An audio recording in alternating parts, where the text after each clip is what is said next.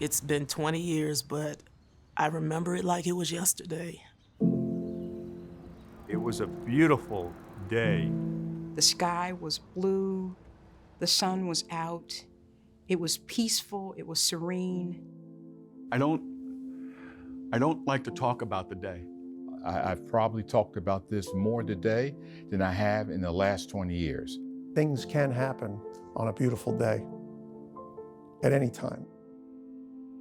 My story's easy compared to others.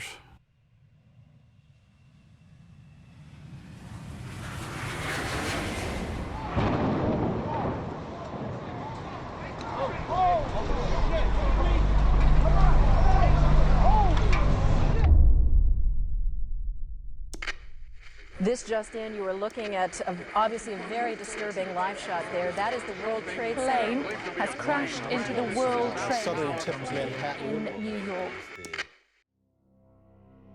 That was based out of 7 World Trade Center. Number 7 World Trade. Which was just across the street from the North Tower. Now, that's our largest office, so it was concerning.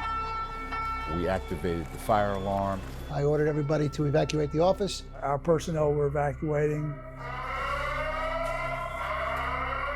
The lobby to 7 World Trade opens up to Vesey Street. There was debris scattered all across the street. Stuff was falling down. And at some point, I ended up on the back side of our building. And I just remember hearing a loud, engine. Oh, my God. Oh, my goodness. Oh, God. There's another one. That looks like a second plane. At that point in time, we knew that this was not an accident. We knew that hundreds of people had just perished. You could just feel the tremendous amount of heat and all this debris just raining down on us. Then I looked up and I started seeing people falling from the buildings, and that was the sound I'll never forget. The sound of bodies hitting the ground I'll never forget. Seeing people holding hands as they jumped. And there was nothing you could do to go help those people. I thought the world was coming to an end. It's hell on earth. It's hell on earth. It's just no way to describe it.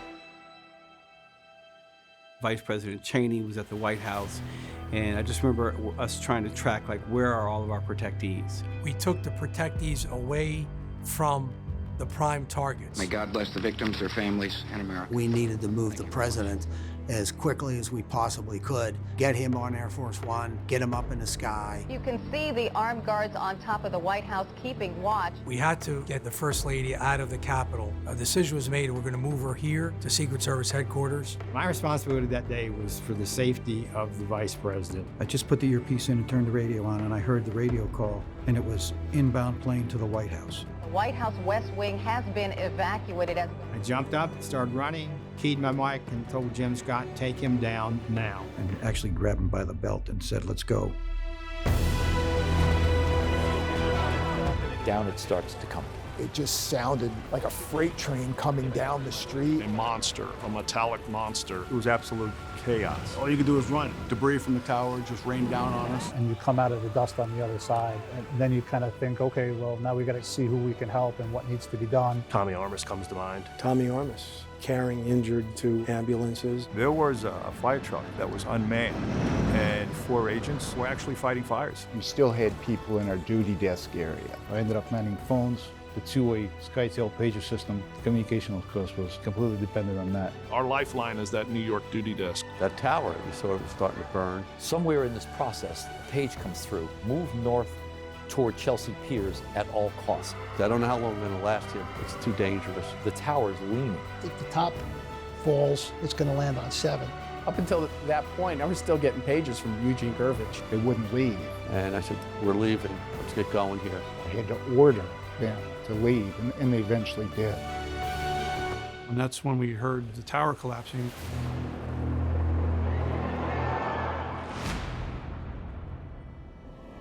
All of the sirens that you had heard and all the whistles you had heard was gone.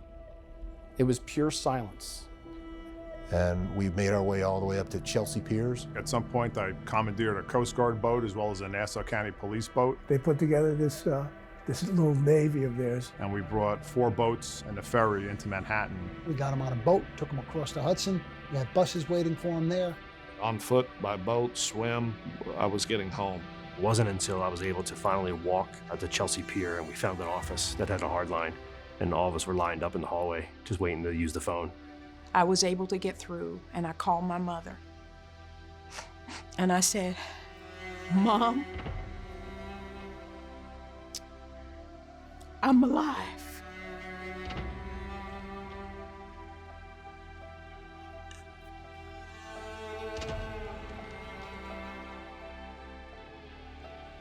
That's what happened. Her mother called me and told me that she had heard from her. You know, I went home,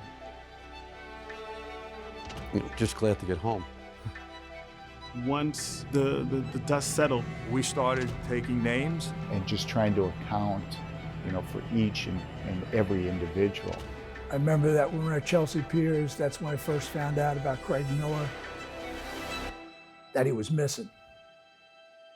Joining Dale, I'm Kathleen Matthews, and we want to take you back several hours to about 10 o'clock this morning when a plane crashed into the Pentagon. Investigators are still sifting through a crater in Pennsylvania tonight. That's all that's left of United Airlines Flight 93. The president began this day in Sarasota, Florida, where he was going to be promoting his agenda on education, then flew to Louisiana, then flew to Nebraska, and finally, when the Secret Service and U.S. law enforcement thought it was safe, they're now bringing him back to the White House. I remember we were all watching as Marine One landed on the South grounds and watching President Bush get off and just make a beeline for the Oval Office. The president saying nothing as he walks by there. You could just tell on his face the seriousness, the determination, and I think we all knew that this was going to be something that was going to shape our lives and the history of our country. We have been led to believe by some sources the president would come directly back to Washington.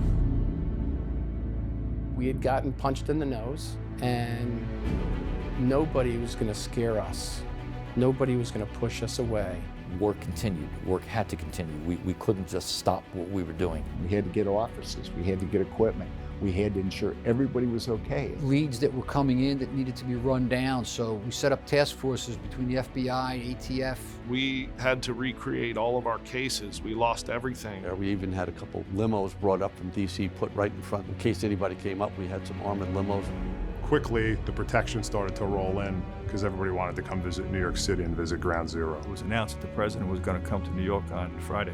This is Wednesday. One of the things was we had to figure out a way to get a motorcade down there. And I remember standing with the PPD advance team that came up around the debris field trying to figure out where we could put the president. We were making this work. The president was going there, and this is what we could train to do. We're going to make work. You had the smoke, you had the debris, you had the flames. You have to remember, he came to the pile. There were bodies still being pulled out of that rubble. One of the people in the crowd saying, "We can't hear you." I can hear you! That wasn't coordinated. No, it was a shout from the back. I can hear you, the rest of the world hears you, and the people who knock these buildings down will hear all of it soon. I was 5 feet from the president working my counter surveillance. That was a very proud moment.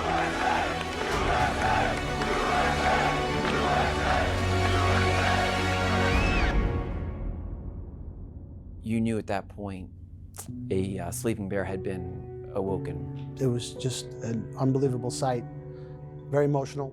And then at the time when it was over, I had to get everybody else on the bus, and I had to get them back out that day. Those 3 or 4 months after that day were probably the most difficult time of my life. I think in many respects it made me a better agent, because I think anybody who was on the job on that day realized that, we have a job to do for the country and for the American people. I continued to work at Ground Zero for 2 months until November. I worked there every day. We spent a bunch of time up at the landfill sifting through debris, looking for human remains. You just wanted to have closure for Craig Miller's family, and you wanted to have closure for all the thousands of other people that were there. We wanted to do for him what we would want someone to do for us. We worked very hard here with the city in recovering Craig Miller's remains, and it took a few years. A true hero, obviously a veteran of the war, medic, and a great family man. We lost that day and represented the Secret Service very well. No matter what grade you were, what title you were, what your responsibilities were, everyone, and especially the administrative staff, wanted to help out and do the right thing. Even in the days that followed, we all came together and we did what we can to help. I feel bad for my wife at the time because she couldn't really relate to what I was going through and why I would stare at the wall or stare at the TV. That's going to stay with me. That's going to stay with me. I just know it's no way to get that memory out. It's going to be no way. So I just have to live with that. That was the real tragedy of 9/11, the human loss and the impact on the families. But I'm so thankful. To this day, I'm thankful that I worked for an agency that treated me like a protectee that day. The guys and the girls all, jumped in, and everybody worked together, and it was an honor. It's just a heavy thing to carry, every day. I'm like, I do it, and I'm fine, but I just want people to remember those that are no longer with us. Not only in New York, but the Pentagon and Shanksville. Everybody who was lost that day, just please don't ever forget those people. Value everything you have, because every day is a blessing. And especially now in such a polarized world, really just take stock of what's important. Family, friends, share your emotions, let people know that you care for them, that they're loved. And because at the end, that's what matters.